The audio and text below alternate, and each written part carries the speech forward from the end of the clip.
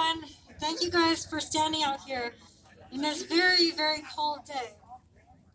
Thank you guys all for being here. You guys are amazing. All right, so my name is Jay, and I'm going to tell you two stories today. Two stories that explain why I'm here. The first story is a story of distress, and the second story is a story of hope. So first, I'm going to tell you my story of distress.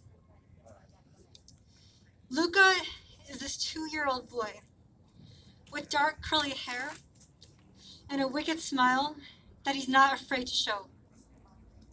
3 months ago, Luca started having trouble breathing.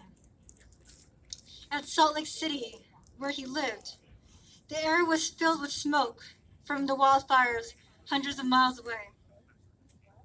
He had to be rushed to the ER and was hospitalized for a few days. When they brought him home, the hospital gave his parents this machine, a mask so he could breathe. It's called a nebulizer. And Luca may need this machine to help him breathe for the rest of his life. Now, I'm fortunate enough to know Luca through his mother, Esther. She is a community organizer who spends her life giving back. Esther is one of the most generous people I know, and she took me in and gave me guidance when I had nothing to offer in return. When she told me about Luca's situation through Zoom, I could see through the screen that her usual energy was tainted with just bits of sadness. And it distresses me to know that someone so kind, so great, can be impacted by climate change in such a deeply personal and unjust way. My second story here is a story of hope. So in 2011, students on the Swarthmore College campus in Pennsylvania, USA, decided that they no longer wanted to be part of an institution that invested in fossil fuel companies. Today, 9 years later, 1,245 institutions have divested. London and New York are urging other cities around the world to act. The Pope in the Vatican has told Catholics around the world to divest. Today, we know that the public perceives fossil fuel companies as bad, as dirty. The divestment movement successfully made these companies the enemy, and they brought this morality to the stock market, to the courtroom, to leaders around the world. Prior to learning about the divestment movement, I did not know that all this started off with just a group of college students trying to make a difference in their own community. I grew up in an environment where activism was discouraged and muted, and I did not know that young people can make such a difference. But now I have hope, and I fully believe that they can. So those are my two stories that lead me here. Luca is my story of distress, and the divestment movement is my story of hope. All movements are fueled by a combination of stories of hope and stories of distress. And I believe that everyone here today carries both these types of stories with them. But today is not just about telling stories. Today is about the power stories have to drive us to act. While the divestment movement was a success, it is not enough. Century-old forests are burning right now. Methane is escaping from the Arctic. Our climate is already changing. The last time CO2 levels were this high, sea levels were 50 feet higher than where they are today. As young people who will inherit this society, we have no choice but to step up, because we're going to have to deal with this.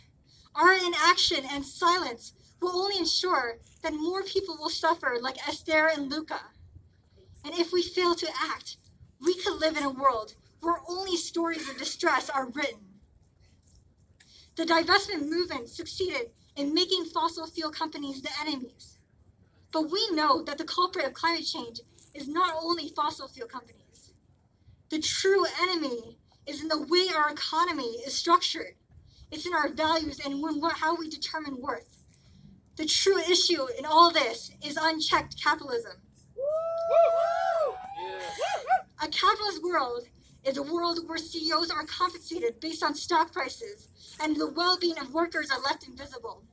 A capitalist world is a world where the value of a lost life in court is diminished to dollar signs, calculated by lifetime loss of earning power.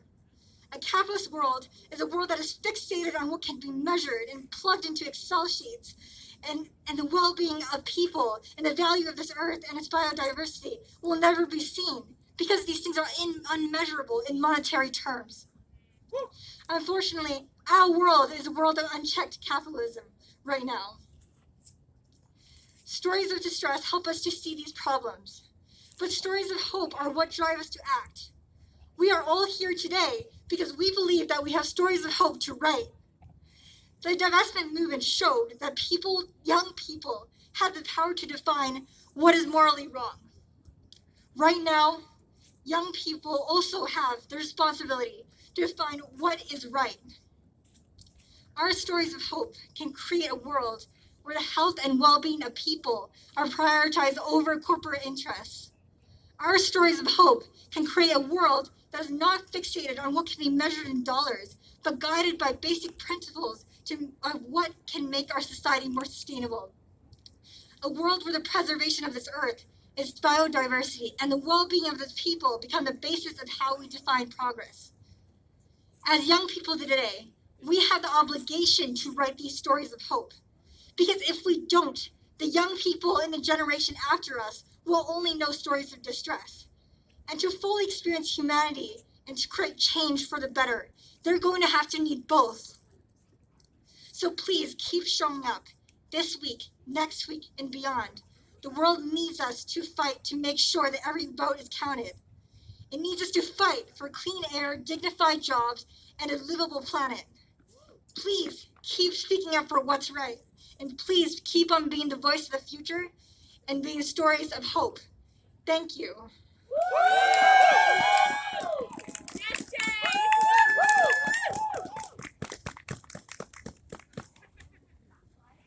Thank you, Jay.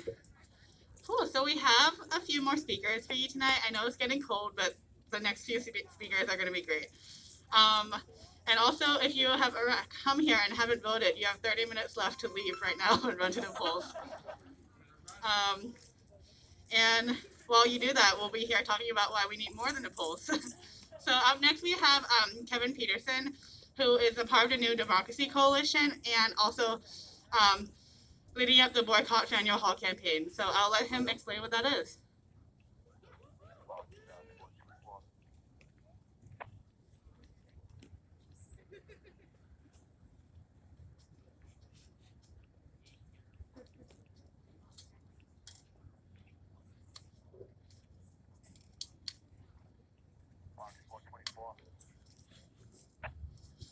Ooh.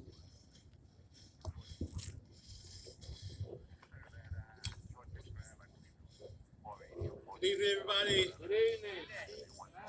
Good evening, everybody. Good evening. Down with racism. Yes. Up with democracy. Yeah. Down with racism. Up with democracy. Down with racism. Up with democracy. My name is Kevin Peterson. I'm from the New Democracy Coalition and one of the leaders of the Rename Faneuil Hall movement. Peter Faneuil was a slave owner, a racist, a white supremacist. His name should not be on a public building in the city of Boston. So I want you to join us in this effort to change the name. On Saturday, November 7th, we'll be at Faneuil Hall boycotting Faneuil Hall to change the name. Yes. I want to talk just for a few minutes about our plight in terms of racism and democracy. If there ever was a time that we needed to radically address the issue of racial supremacy and democracy in the city of Boston, a time where we have had to challenge the stagnant system of ethnic animus motivated by skin hatred, a time when we feel compelled to dismantle the bastions of institutional hate and voter suppression that hurt and harry citizens of this otherwise great city, then that time is now. Yes. The hour is late, and every hour we find ourselves somehow sinking deeper into the quicksands of intolerance that threaten to suffocate our will to live and to flourish in a multiracial democracy. The hour is late, and every hour we find ourselves at risk of being overwhelmed and overtaken by the overpowering inclinations of structural bias that poison the very roots of the liberty tree, that tree that is supposed to give life to the fruits of freedom, that tree that is supposed to sustain our nation. We stand here poised and confident that victory is assured. We will find a way past racial intolerance. We'll find a way of persisting towards a just and fair society. We hold these truths that persistence will help us find a way out. At this very hour, votes are being counted and cast. In the midst of all of it, we commit ourselves to making democracy work. We stand here asking ourselves, where do we go from here? Chaos or community? We can be a better city, we can be a better nation, but only if we fight. For these reasons, we call for the return of a Boston elected school committee. Yes. We call on closing the racial inequality gap. Yes. We call on creating a city that commits itself to reparations, Yes. a city that apologizes for its complicity in the slave trade. We call on a city committed to fairness and justice. We expect the rights of all. We expect the deliverance of whites for all, white, black, Asian, Latinx, gay, straight, bi. We are all precious in God's sight. Yes. We cannot disconnect our efforts to change the name of Faneuil Hall from a more comprehensive task of addressing systemic violence. Symbolic violence reflects pervasive structural violence. By changing the name of Faneuil Hall, Mayor Walsh, we can seek to pull together, the city to pull together all of us in a conversation of deep dialogue about race. By changing the name of Faneuil Hall, we can encourage comprehensive change that makes right the wrongs in terms of systemic racism. By changing the name of Faneuil Hall, we can bring about true justice in Boston that avoids racial scapegoating and kicking the can down the road with political tactics and political maneuvering. In the words of Dr. King, I know you're asking today, how long will it take? Somebody is asking, how long will prejudice blind the visions of men and women, darken their understanding, and drive bright-eyed wisdom from her sacred throne? Somebody's asking, when will wounded justice lying prostrate on the street be lifted from the dust of shame to reign supreme among the children of men? Someone's asking, when will the radiant star of hope be plunged against the nocturnal bosom of this lonely night, plucked away from weary souls to chains of fear and the manacles of death? How long will justice be crucified and truth buried? I come to say to you this evening, brothers and sisters, it will not be long. Come on now. It will not be long, because truth crushed to earth will rise again. Yeah. How long? Not long, Boston, because no lie can live forever. How long? Not long, Boston, because ye shall reap what you sow. How long? Not long, because the arc of the moral universe is long, but it bends towards justice. The hour is late, brothers and sisters, but joy comes in the morning. Come on now. The hour is late, but the weak shall be made strong and the crooked places made straight. The hour is late, but we can win. So we stand here tonight with our heads high. We can win. We stand knowing that there is a bright side somewhere we can win. We stand here knowing that we can foster a greater democracy. We can foster a society where racism is put down. Victory is assured, brothers and sisters. Victory is assured. Yes. Victory is assured. Yes. Victory is assured. Yes. Thank you very much.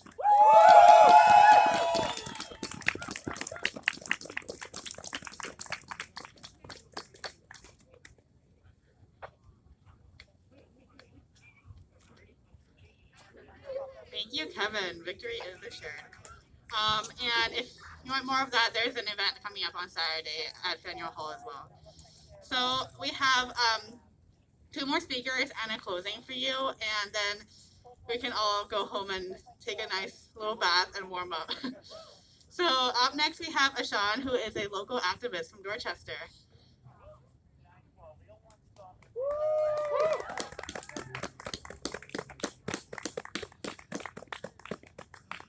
Oh my gosh, it's cold. Ugh. All right, okay, cool.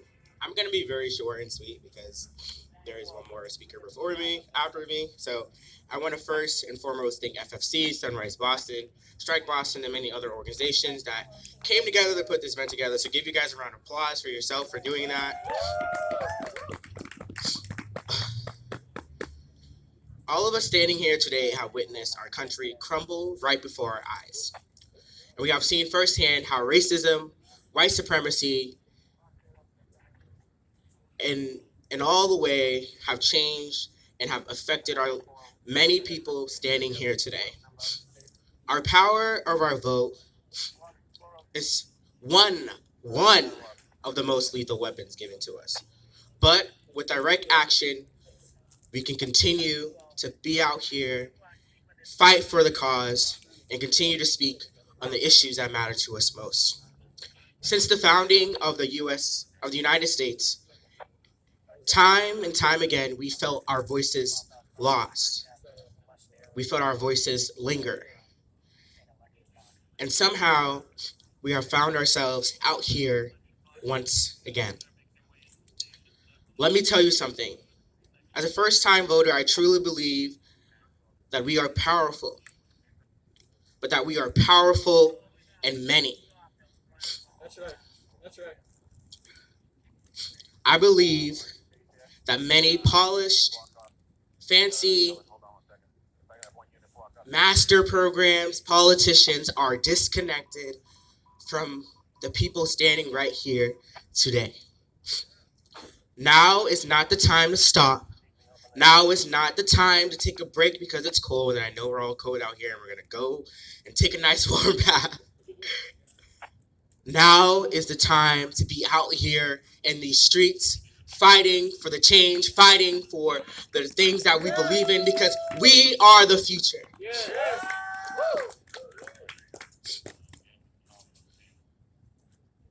Whether Trump or Biden is in office by the end of this week, we still have a lot of work to do. And we couldn't be standing out here in the code if it wasn't work to be done. Our system has failed us time and time again, and it's now time that we reclaim what was lost in our democracy and that we continue to speak out on every injustice. Now, I know some of us at times have been discouraged, figuring where and how and what our roles are in this revolution, and figuring where we stand. It's simple. You are all bringing individuality into this collective. There are photographers capturing the motions. There are organizers organizing these protests. And there then are us, the people, coming out and speaking out. Whether it's right here or holding a sign or a little piggy that says all cops are bastards. That is truly our roles as people. We are the change that we're seeking. I'm asking that even no matter what, we will continue to fight. We will continue to monitor and protest because that is our power. And that is far more powerful than it is in elected office right now. We are our most lethal weapons. I said that our vote is one of the most lethal weapons. Our voice is our lethal weapon. We have more power than they led us to believe. We have the power to change the world, but only if we come together and work as a collective. This fight is far from over, and I'm looking forward to what becomes of this collective. In closing, I'd like to say, again, regardless of the results following this election, that we will not give up. We will not be silenced, because our voices together are powerful as one. So repeat after me. Together we stand. Divided we fall. Together we stand. Divided we fall. Thank you so much, and I want to thank the organizations for doing this and putting this together, so thank you.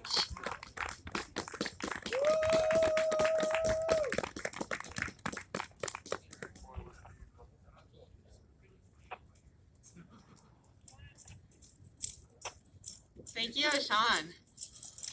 So we have one more speaker left for you today before a little closing from Freedom Fighters. So up next we have Awa from Solidarity North Shore.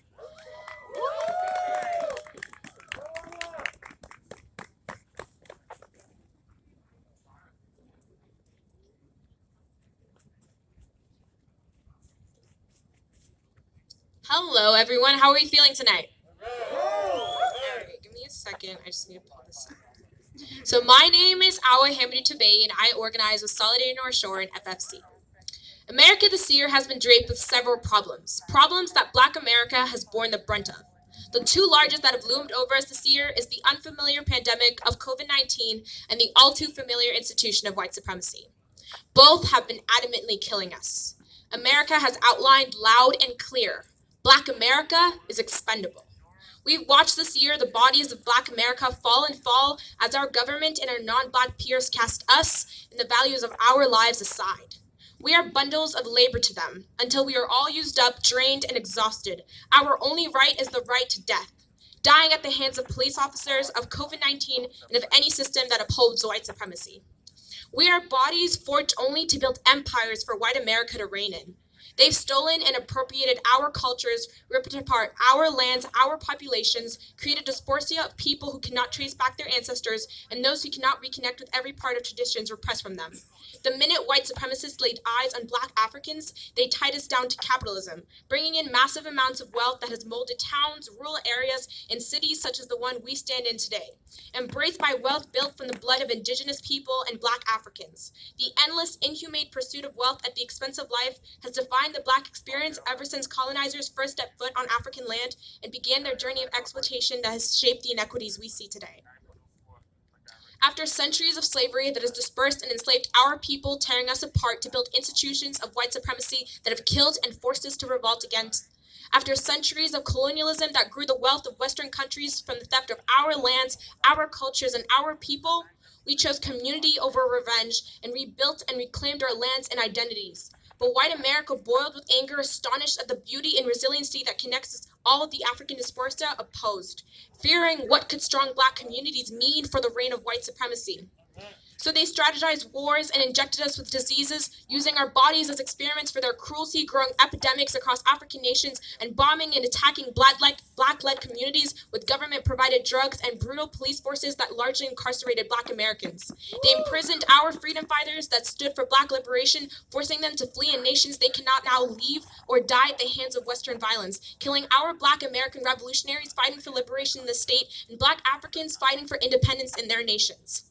Even today, they threaten Black lives that speak up at risk of denial of every opportunity, censoring our presence in the workforce, online, and in education because of our advocacy for Black liberation. They've bombed our countries, our cities, our neighborhoods, our churches, and our homes, ensuring that Black people internationally will never feel security, safety, and protection as long as white supremacy and capitalism remains in power. The Black community in its existence will always pose threat to both, for we will always inevitably fight against what can't and will never work for us. They watched George Floyd's life leave his body, knees pressing on his neck for 8 minutes and 46 seconds, Breonna Taylor's life ripped from her in her sleep, Tony McDade shot to death after being accused of a crime he didn't commit, Jonathan Price shot to death their death all built on the terrorist policing and carceral system brutalizing and stealing Black and brown bodies every day, and yet still they will not stand in opposition. America will not say it, but they fear Black America. They fear what our opposition means. They fear that when we will revolt, we will not feel ties to a nation that has stolen so much from us and our indigenous brothers and sisters, and we will burn it all if we must. Ironically, the fall of America will be the people that built it. Descendants of Black Africans who may not know their last names, the traditions of their tribes, or have felt the violence that colonialism and slavery posed on their ancestors, but who regardless have been passed down the same consistent trait of resiliency, forced from their ancestors surviving the cruelty of white supremacy and capitalism. That trait that will eventually lead to a revolution that the founders of this empire should have foreseen the minute they changed our people to votes and forced them to build their wealth. It could only be fitting that the descendants of those people be the downfall of their supremacy. They think we cannot see how the same racial capitalism that created slavery and colonialism lies at the root of the inequities faced by Black America today. Black Americans have been pushed in segregated, disinvested neighborhoods due to racial capitalism, that which has fundamentally led to disproportionate impacts Black Americans face due to COVID-19. We make up the largest portion of the nationwide homeless population at 40% and the highest unemployment rate at 6.3% from the most available data, despite only representing 13% of the total population in the United States. We are one of the most vulnerable communities in the entire country. Even in the state that we are now, Black people have the highest rate of homelessness at 125 people experiencing homelessness per 10,000 people in the general population, and the highest unemployment rate at 3.4%. Yet still, we continue to be denied PPE, hazard pay, release from prisons, jails, and detention centers, free and accessible testing, and rent forgiveness and housing. The government continues to deny this, knowing that without it, America, and primarily Black America, will die, and has died, with Black Americans continuing to experience the highest COVID-19 mortality rates nationwide at 3.4 times as high as every other group.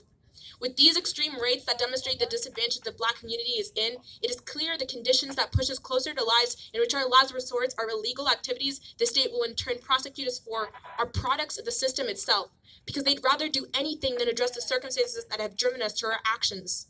They think we cannot see how tomorrow will be the election, and regardless of the outcome, Black America will continue to die, murdered at the hands of whichever imperial power they put in office tomorrow. Biden is the lesser of two evils, an easier enemy to defeat, but an enemy that needs to be defeated nonetheless. Today and tomorrow, whether you casted your vote or not, you must make a vow to fight. Fight in the name of Black liberation and put yourselves in front of Black and brown bodies for the sake of it. If you leave the streets, if you walk out and celebrate the win of Biden, you have put Black and brown lives on death row. You have left us to die, and regardless of whether you voted or not, that will never be forgiven. The electoral system born out of the death of Indigenous and Black people are institutions they've promised us are built in our interests, despite them actively working against us, maintained to deny us our right to life. In Black communities, people are suffering from asthma and respiratory disease. We have been fighting for the right to breathe for generations. It is ironic that the chants you're hearing in our protests are "I can't breathe," that those are the words that escape Black America before we die. The truth is, capitalism over community. Breathing is not in the interest of capitalism. Living is not in the interest of capitalism. It is clear that the conditions that push us closer to lives, in which our last resorts are illegal activities, are created by the state, because it is easier to lock up Black America and keep our communities weak. I promise that when they are fucking over the Black community, that they've fucked all of us over. It is in the vested interest of all of you to pursue Black liberation by any means necessary. So again, what could strong Black communities mean for the reign of white supremacy? I ask you this, what could they do? Not just for Black America, but for every disenfranchised worker exploited by the system. Our struggle united, bound by the ropes of capitalism that keep us routinely forced to produce and produce, leaving us too tired to revolt and fight back. What could strong Black communities mean for us all? Better yet, what could they create in place? I tell you that whatever world these strong communities that we are currently working towards will build, they will be made of the independence, freedom, and liberation that Breonna Taylor, George Floyd, Tony McDade, Jonathan Price, and thousands of Black names that did not ask to be in the speech, that did not deserve to be in the speech, with lives and families beyond the meaning the speech deserve. And all of Black America, all of the African diaspora, all of Indigenous communities who have been stolen so much from deserve of the independence, freedom, and liberation they made the mistake of ever denying us.